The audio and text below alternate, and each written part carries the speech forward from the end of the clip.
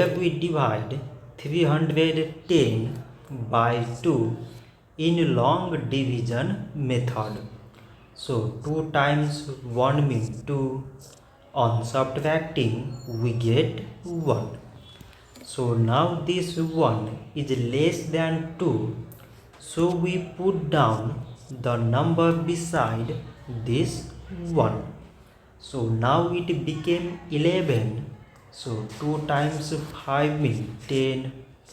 On subtracting we get 1. So again this 1 is less than 2. So we put down the number beside this 0.